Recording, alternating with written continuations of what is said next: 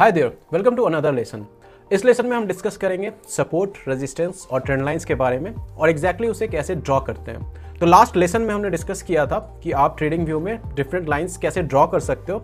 इस लेसन में हम उसे और भी आगे बढ़ाएंगे और डिस्कस करेंगे सपोर्ट रेजिस्टेंस कैसे ड्रॉ होता है। तो सपोर्ट एंड रेजिस्टेंस मार्केट में बहुत ही इंपॉर्टेंट लेवल्स होते हैं क्योंकि ये ऐसे पॉइंट्स होते हैं जहाँ पे बायर्स और सेलर्स एक्टिवेट हो जाते हैं। तो सपोर्ट एक ऐसा पॉइंट्स होता है जहाँ पे बायर्स एक्टिवेट हो जाते हैं और वो ट्राई करते हैं मार्केट प्राइसेस को ऊपर ले जाने का। On the other hand resistance ऐसे पॉइंट होते हैं जहां पे सेलर्स एक्टिवेट हो जाते हैं और वो ट्राई करते हैं कि प्राइसेस को वो नीचे ले जाएं। फॉर एग्जांपल, आपको बहुत बार मार्केट में सिनेरियो दिखेगा कि मार्केट नीचे जा रहा था और एक पॉइंट पे आके वो ब्रेक नहीं कर पाता है और वहां से पिवट ले लेता है या फिर वहां से स्विंग बना के ऊपर चला जाता है।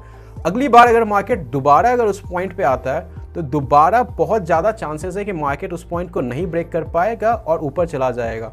तो ये जो लेवल डिफाइन हो जाता है, ये जो लेवल क्रिएट हो जाता है, इसे हम सपोर्ट कहते हैं। तो सपोर्ट बेसिकली ऐसे पॉइंट होते हैं जहां पे बायर्स एक्टिवेट हो जाते हैं। तो पिछली बार मार्केट नीचे आ रहा था, इस पॉइंट पे पहुंचा, यहाँ पे बायर्स ने एंट्री ली और वो प्राइसेस को ऊपर ले चले गए।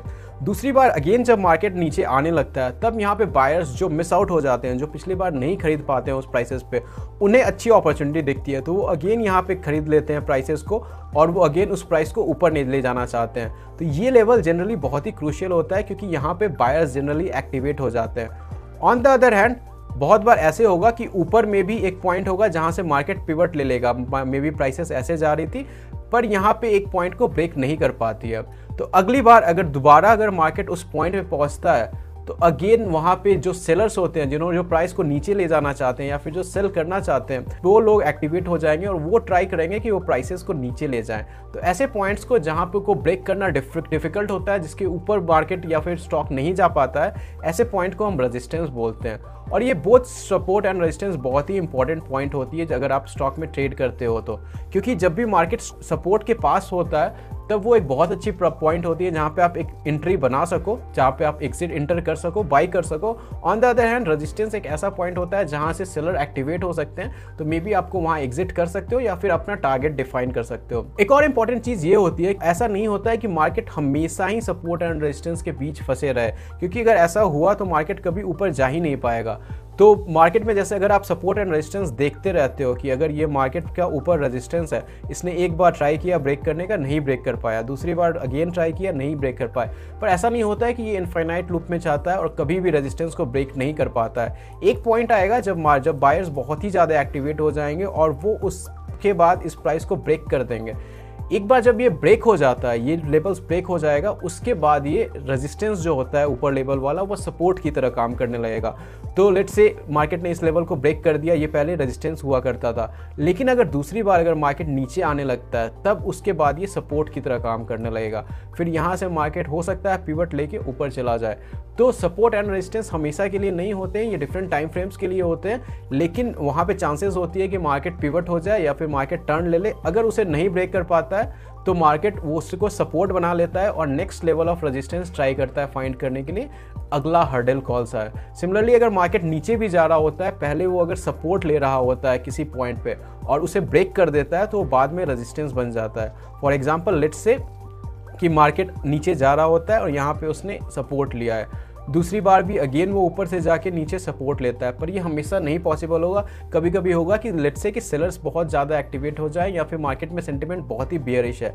ऐसे सिनेरियो में वो जो सपोर्ट होता है वो ब्रेक भी हो जाता है और एक बार ये ब्रेक हो जाए तो ये रेजिस्टेंस की तरह काम करने लगेगा। उसके बाद जब मार्केट नीचे से ऊपर जाएगा तो उसे यहाँ पे हर्डल मिलेगी क्रॉस करने के लिए और उसके उस ड्यूरेशन पे ये रेजिस्टेंस बन जाता है। तो ओवरऑल सपोर्ट एंड रेजिस्टेंस जितनी बार टेस्ट करो उतनी बार वीक होते जाती है। फॉर एग्जाम्पल, अगर मार्केट इस पॉइंट्स पे एक बार इसने टेस्ट किया, दूसरी बार टेस्ट किया, तीसरी बार टेस्ट किया, तो वो वीक होते जा रहा है। मार्केट दो बार ट्राई कर रहा है 17,800 के लेवल को तोड़ने को, नहीं तोड़ पाया, तीसरे या चौथे बार एक पॉइंट ऐसे आ सकता है जब वो मार्केट या स्टॉक वो प्राइस को ब्रेक करके नीचे चला जाए, या फिर अगर वो रेजिस्टेंस होता है तो वो ब्रेक करके ऊपर चला जाता है। और जरूरी नहीं होता है कि सपोर्ट एंड रेजिस्टेंस हमेशा हॉरिजॉन्टल लाइंस पे भी हो। जैसे हमने बताया कि ऐसे हो सकता है कि ये दोनों सपोर्ट एंड रेजिस्टेंस की लेवल्स हैं कि मार्केट इसके बीच में जा रहा है, तो ये ऐसा जनरली साइडवेज मार्केट में होता है कि मार्केट साइडवेज जा रही है या फिर स्टॉक साइडवेज जा रही है और ये सपोर्ट एंड रेजिस्टेंस को ब्रेक नहीं कर पा रहा, एक चैनल में फंस गया। पर बहुत बार ऐसा होगा कि मार्केट या तो बियरिश होगा या बुलिश होगा। हो सकता है कि मार्केट ऊपर जा रहा हो बट स्टिल वो चैनल को फॉलो कर सकता है, सपोर्ट एंड रेजिस्टेंस को फॉलो करते हुए ऊपर जा सकता है। सिमिलरली ऐसे भी बहुत बार सिनेरियो होगा कि मार्केट नीचे जा रही है बट स्टिल वो सपोर्ट एंड रेजिस्टेंस लेवल को रिस्पेक्ट कर रही है, वो डायरेक्टली नीचे नहीं जा रही है, थोड़ा सा वो इस पॉइंट को रिस्पेक्ट करते हुए नीचे जा रही है।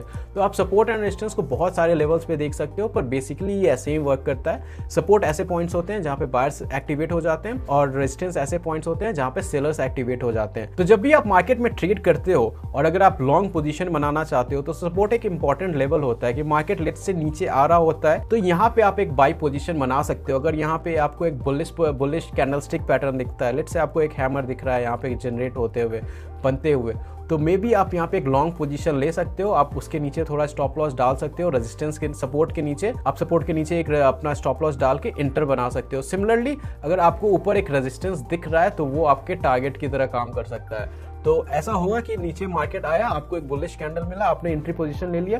जरूरी नहीं है कि मार्केट डायरेक्टली ऊपर चला जाए, बहुत बार होगा कि वो इस रेंज में प्ले करके ऊपर जा सकता है, बट जनरली जब आप ट्रेड कर रहे हो तो आप अपनी सपोर्ट पे एंट्री और रेजिस्टेंस पे एग्जिट डिफाइन कर सकते हो। इससे आपको पता चल जाएगा कि आपको इस ट्रेड में कितना टारगेट मिल सकता है या फिर कितना पॉइंट आप कैप्चर कर सकते हो ऑन द बेस्ट मूव। और अगर वो मार्केट उस पॉइंट को तोड़ देता है फर्स्ट रेजिस्टेंस को, तो मे बी आप टारगेट 1, टारगेट 2, टारगेट 3 भी डिफाइन कर सकते हो। सो बेसिकली ऐसे सपोर्ट एंड रेजिस्टेंस वर्क करता है। अब हम क्या करेंगे कि अब हम ट्रेडिंग व्यू में जाएंगे और मैं आपको एक एग्जैक्ट डेमो दूंगा कि आप कैसे support and resistance trading view में ड्रॉ कर सकते हो और वहां पे कैसे आप पोजीशन बना सकते हो या फिर डिफरेंट एंट्री या एग्जिट पोजीशन ड्रॉ कर सकते हो। तो अभी मैंने यहाँ पे निफ्टी की डेली चार्ट ओपन किया हुआ है, मतलब यहाँ पे मैंने 1 डे फ्रेम लगाया हुआ है फॉर द निफ्टी चार्ट। अब हम यहाँ पे सपोर्ट एंड रेजिस्टेंस ड्रॉ करने की ट्राई करेंगे। तो मैंने जैसे पहले बताया था कि जब भी मार्केट एक पॉइंट से स्विंग लेता है, एक पॉइंट से टर्न अराउंड ले लेता है, तो वो एक अच्छे सपोर्ट की तरह काम करता है। जैसे मार्केट यहाँ नीचे जा रहा था और यहाँ जाके उसने टर्न अराउंड ले लिया, यहाँ जाके एक ऊपर चला गया, तो ये पॉइंट मार्केट फ्यूचर में एक सपोर्ट बन जाता है। सिमिलरली आप फ्यूचर में देखोगे अगेन जब मार्केट ऊपर से नीचे आ रहा था, इस पॉइंट पे अगेन आया, उसने एक सपोर्ट लिया और ऊपर चला गया। तो आपको जब भी ड्रॉ करना होता है सपोर्ट एंड रेजिस्टेंस, आपको देखना होता है कौन सा मेजर पॉइंट है जहां से मार्केट ने एक स्विंग बनाया हुआ है, टर्न लिया होता है और अपोजिट डायरेक्शन में चला जाता है, और आप डायरेक्टली वहां पे ड्रॉ कर सकते हो। तो अभी मैंने 1 डे टाइम ड्यूरेशन पे यहाँ ड्रॉ किया हुआ है सपोर्ट, और आप देख सकते हो कि 17,800 एक मेजर सपोर्ट है मार्केट में निफ्टी में करेंटली। लेकिन अगर आप डे ट्रेडिंग कर रहे हो तो ऐसे ड्यूरेशन में आपको support and resistance differently draw करना होगा। वहाँ पे आपको कैंडलस्टिक चेंज करना होगा और इंस्टेड ऑफ 1 डे आपको 5 मिनट, 10 मिनट, 15 मिनट्स का चार्ट देखना पड़ेगा। उसके बारे में भी हम बात करेंगे, पर हम ओवरऑल अभी लेट्स से कि हम लॉन्गर ड्यूरेशन में देखना चाहते हैं, 1 डे चार्ट में कैसा मार्केट कर रहा है वैसा हम देखना चाहते हैं। सेकेंड बार देखेंगे तो ये एक मार्केट पोजिशन था जहाँ पे मार्केट ने एक अच्छा लिया था, यहाँ पे ऊपर जा रहा था पर टर्न ले लिया था, तो ये मार्केट के लिए एक इंपॉर्टेंट रेजिस्टेंस लेवल था। तो अगर आप देखोगे कि 18,900 एक इंपॉर्टेंट रेजिस्टेंस लेवल था, वहां पे मार्केट दूसरी बार जब आया तो उसने पहली बार ट्राई किया ब्रेक करने का, नहीं कर पाया, लेकिन दूसरी बार में उसने ब्रेक कर दिया। तो ऐसा जरूरी नहीं होता है कि हर बार मार्केट उस पॉइंट को नहीं ब्रेक कर पाए। अगर बाइंग सेंटिमेंट बहुत ही ज्यादा पॉजिटिव है या फिर बायर्स बहुत ज्यादा एक्टिवेट हो जाते हैं तो उसे ब्रेक भी कर देते हैं, पर जनरली मार्केट उस पॉइंट को रिस्पेक्ट करता है। तो अगर आप देखिए तो यहाँ पे मार्केट ने बहुत टाइम स्पेंड किया, बहुत सारे कैंडल्स बने, उसके बाद उसने इस लेवल को ब्रेक किया। बट हाँ, ये एक इंपॉर्टेंट रेजिस्टेंस लेवल था पहले, लेकिन अब अगर मार्केट यहाँ से स्विंग बनाएगा, नीचे जाएगा, तो it will become a good support level. यहाँ से मार्केट सपोर्ट ले सकता है। सिमिलरली अगर हम यहाँ पे देखें प्रीवियसली, तो यहाँ पे भी मार्केट ने 2 बार स्विंग बनाया था, 2 बार इसे ब्रेक करना चाहा था पर ब्रेक नहीं कर पाया था। तो ये भी मार्केट के लिए एक इंपॉर्टेंट लेवल था, और आप देखोगे तो बहुत बार मार्केट ने यहाँ से अपना स्विंग बनाया था। पहली बार यहाँ जाया, नहीं तोड़ पाया, सिमिलरली दूसरी बार गया, नहीं तोड़ पाया, तीसरी बार इसने जब तोड़ दिया तब उसके बाद ये एक इंपॉर्टेंट सपोर्ट लेवल बन जाता है। एक बार तोड़ने के बाद दूसरी बार यहाँ से सपोर्ट लेके ऊपर चला जाता है। तो दीज लेवल्स डिपेंडिंग ऑन किस डायरेक्शन से मार्केट आ रहा है या फिर किस डायरेक्शन से प्राइसेस आ रहा है, सपोर्ट या रेजिस्टेंस की तरह काम करते हैं। नीचे गया दूसरी बार, अगेन आप देख सकते हो कि यहाँ पे इसके लिए ये रेजिस्टेंस बन गया था।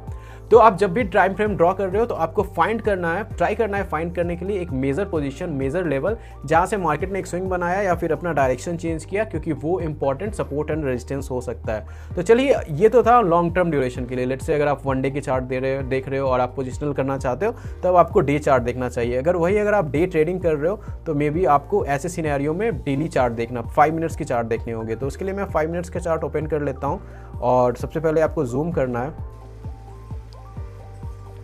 5 मिनट्स के चार्ट मार्केट देख रहे हो तो आपको इंपॉर्टेंट लेवल देखना होता है कि कहाँ से मार्केट ने टर्न अराउंड लिया हुआ है। और जैसे मैंने बताया कि बहुत बार ज़रूरी नहीं है कि मार्केट एक हॉरिजॉन्टल या फिक्स्ड लाइन को ही सपोर्ट या रेजिस्टेंस की तरह मार्केट पाने। तो जैसे अगर आप यहाँ पे देखो तो मार्केट यहाँ से बहुत बार टर्न अराउंड ले चुका है, तो ये एक इम्पॉर्टेंट रेजिस्टेंस की तरह हो जाता है। और अगर आप यहाँ पे टॉप्स को ज्वाइन करते हो तो इसे ही ट्रेंड लाइन बोलते हैं। तो यहाँ पे आप एक सिंपल ट्रेंड लाइन देख सकते हो कि मार्केट ने हाईज बनाया था, रिटर्न ले लिया था, दूसरी बार भी यहाँ पे हाई बनाया फिर रिटर्न ले लिया, तीसरी बार भी हाई बनाया रिटर्न ले लिया। तो ये एक इंपॉर्टेंट रेजिस्टेंस लेवल था।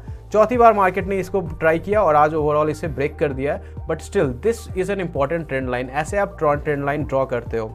तो आप जब भी मार्केट में ट्रेड कर रहे हो, अगर आप इंट्राडे ट्रेडिंग कर रहे हो तो आपको important resistance and support level बनाना होगा। जैसे अगर मार्केट हाईज बना रहा है या फिर आज दिन का जो हाईएस्ट पॉइंट होगा वो एक इंपॉर्टेंट रेजिस्टेंस लेवल हो जाता है, और अगर मार्केट की आज के दिन की जो सबसे लोवेस्ट पॉइंट है वो एक इंपॉर्टेंट सपोर्ट लेवल हो जाता है। जैसे अगर आप अभी आप देखो तो मार्केट के लिए 19,430 एक इंपॉर्टेंट रेजिस्टेंस लेवल हो जाएगा। इस पॉइंट से उस मार्केट ने टर्न अराउंड लिया हुआ है, तो मे बी आप इसे मार्क कर सकते हो। आप जस्ट इसे हॉरिजॉन्टल लाइन बना दो, ये एक इंपॉर्टेंट रेजिस्टेंस लेवल हो जाता है। और अगर आप सपोर्ट पे देखोगे ये लेवल एक इंपॉर्टेंट सपोर्ट हो जाता है कि पहले मार्केट इसे नहीं ब्रेक कर पा रहा था, पहले मार्केट ऊपर जाके यहीं से स्विंग ले रहा था, लेकिन दूसरी बार जब मार्केट ऊपर गया तब उसने इस पॉइंट पे लेवल पे इंपॉर्टेंट सपोर्ट लिया है। तो आपको ये ड्रॉ करना आना चाहिए। जब भी आप मार्केट में ड्रॉ कर रहे हो आपको इंपॉर्टेंट लेवल ढूंढ लेना होगा कि पहले मार्केट इस लेवल को ब्रेक नहीं कर पा रहा था, तो ये लेवल पहले मार्केट के लिए इंपॉर्टेंट रेजिस्टेंस था, लेकिन जब मार्केट ने एक बार इसे ब्रेक कर लिया तो अगली बार जब वो नीचे आ रहा है तो वो उसके लिए सपोर्ट का काम करेगा।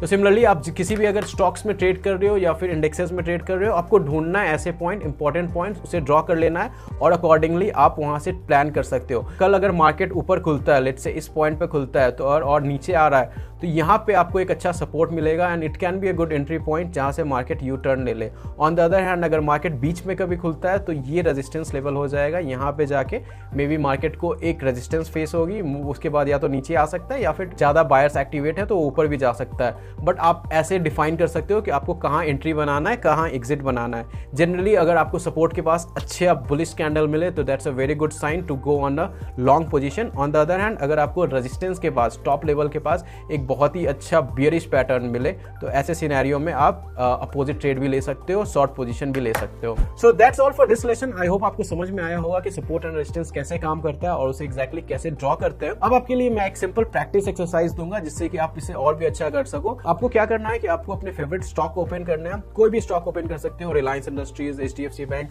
जो भी शेयर आपको पसंद है, और उसमें ट्राई कीजिए फाइंड करने की सपोर्ट एंड रेजिस्टेंस कौन से इंपॉर्टेंट लेवल से जहां से उसके स्टॉक प्राइसेस ने एक टर्न बनाया था, और उसे लेवल को मार्क कर दीजिए क्योंकि वो इंपॉर्टेंट लेवल होगा। वहां पे या तो आप एंट्री बना सकते हो या एग्जिट कर सकते हो पोजीशन के लिए। तो that will be a practice exercise for you. Try कीजिए कि अपने स्टॉक्स के important support and resistance level बना लो, और एक बार जब आपने बना लिया और आप चाहते हो कि हम उसे टेस्ट करें, हम उसे चेक करें, तो आप उसे hello@joinfingrad.com पे भेज सकते हो। हम उसे देखेंगे, आपको बस स्क्रीनशॉट लेना है, उसे मेल कर देना है and then will revert back to you ताकि आपको बता सके whether your exercise was correct or wrong. So that's all for this lesson. I hope it was useful to you.